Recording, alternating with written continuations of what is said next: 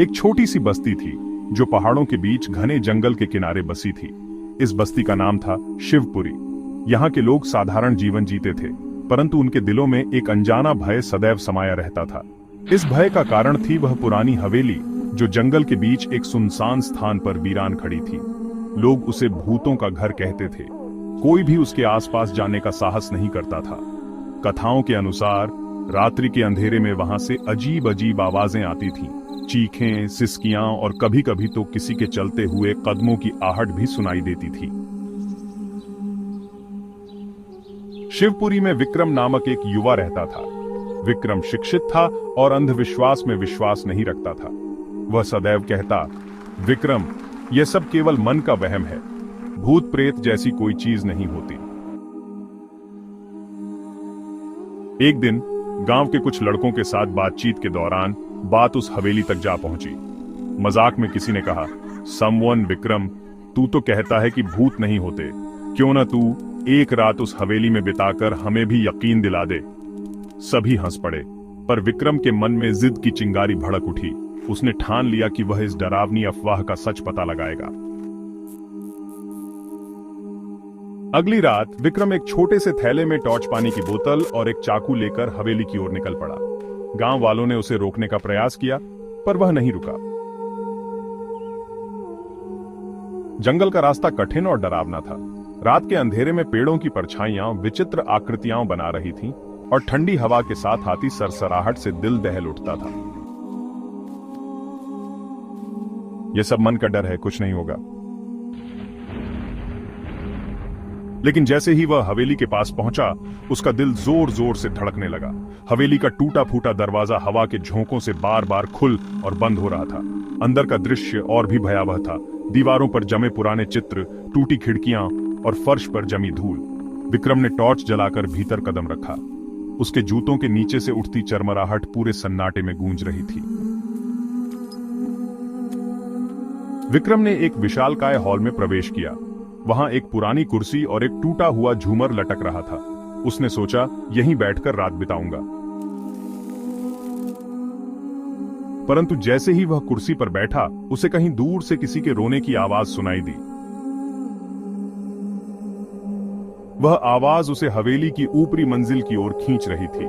डरते डरते उसने बंद दरवाजा खोला। कमरा खाली था, पर वहां की हवा भयानक रूप से ठंडी थी। वह अपनी टॉर्च घुमाने लगा, पर कुछ दिखाई नहीं दिया। अचानक दरवाजा अपने आप भड़भड़ाकर बंद हो गया। विक्रम का दिल उछल पड़ा।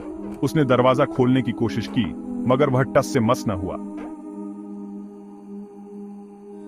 तभी उसके कानों में किसी के हंसने की खौफनाक आवाज गूंज उठी। ऐसा लगा मानो कोई उसके कानों के ठीक पास खड़ा हो। विक्रम ने हिम्मत जुटाकर चारों ओर देखा, मगर वहां कोई नहीं था। वह खुद को समझाने लगा, विक्रम, ये मेरा भ्रम है, मैं अकेला हूं। पर तभी उसकी टॉर्च की रोशनी में एक छाया प्रकट हुई। वह एक स्त्री की आकृति थी, खाली आंखें, सफेद चेहरा और हाथ में एक पुराना लॉकेट। विक्रम के मुंह से चीख निकल गई। वह पीछे हटने लगा, पर वह छाया धीरे धीरे उसके समीप आती गई। विक्रम ने डर के मारे चाकू निकाला और चिल्लाया, विक्रम, कौन हो तुम? दूर रहो। लेकिन वह छाया चुपचाप एक भीषण चीख के साथ गायब हो गई। अब विक्रम बुरी तरह कांप रहा था। वह बाहर निकलने को भागा, पर हवेली के दरवाजे और खिड़कियां मानो अदृश्य शक्ति से सील हो चुके थे। भटकते भटकते विक्रम को एक पुरानी अलमारी मिली, जिसके पीछे एक धूल भरी डायरी छिपी थी। उसने टॉर्च की रोशनी में उसे पढ़ना शुरू किया। डायरी सावित्री नामक एक स्त्री की थी। उसमें लिखा था कि यह हवेली उसके परिवार की थी, परंतु एक रात किसी अज्ञात ने उनके पूरे परिवार की हत्या कर दी थी। सावित्री की आत्मा अब भी हवेली में भटक रही थी, अपने हत्यारों को खोजती हुई। विक्रम के हाथ थरथराने लगे। तो वह छाया सावित्री की आत्मा थी। सोचते ही विक्रम को फिर से किसी के भारी कदमों की आहट सुनाई दी। पीछे मुड़कर देखने पर भी उसे कुछ न दिखा, लेकिन जैसे ही वह आगे बढ़ने लगा, किसी ने उसके कंधे पर हाथ रख दिया। वह चौंक पड़ा और पीछे पलटा। वहां एक वृद्ध व्यक्ति खड़ा था, चेहरे पर गहरी झुर्रियां और आंखें रक्तव वर्ण। उस वृद्ध ने कहा, तू यहां क्यों आया? यह जगह तुझे निगल जाएगी। आप कौन हैं और ये सब क्या है? मैं इस हवेली का रक्षक हूं। सावित्री की आत्मा यहां बंद है। जो भी यहां आता है वह उसका शिकार बनता है। अभी भी समय है, भाग जा। रात के 3 बज चुके थे। हवेली का वातावरण और भी भयावह हो गया था। दीवारों पर रक्त के छींटे उभरने लगे थे और हर कोने से कराहने और चीखने की आवाजें आने लगी थीं। मैं यहां से जीवित निकलूंगा। लेकिन तभी सावित्री की आत्मा पुनः प्रकट हुई, इस बार और भी भयंकर रूप में। उसकी आंखों से रक्त बह रहा था। उसने भयावह स्वर में कहा, तूने मेरी हवेली में कदम रखा, अब तुझे यहां हमेशा के लिए रहना होगा। वह विक्रम की ओर बढ़ी। विक्रम ने चाकू से उस पर वार किया, परंतु उसका कोई असर नहीं हुआ।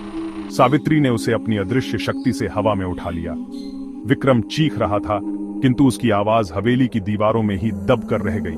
सुबह जब गांव वाले हवेली के पास पहुंचे तो उन्होंने बाहर विक्रम का थैला पड़ा पाया, पर विक्रम कहीं नहीं था। हिम्मत कर भीतर जाने की किसी की भी हिम्मत नहीं हुई। लोगों ने मान लिया कि विक्रम भी उस हवेली का एक हिस्सा बन गया। आज भी शिवपुरी के लोग उस हवेली से दूर ही रहते हैं।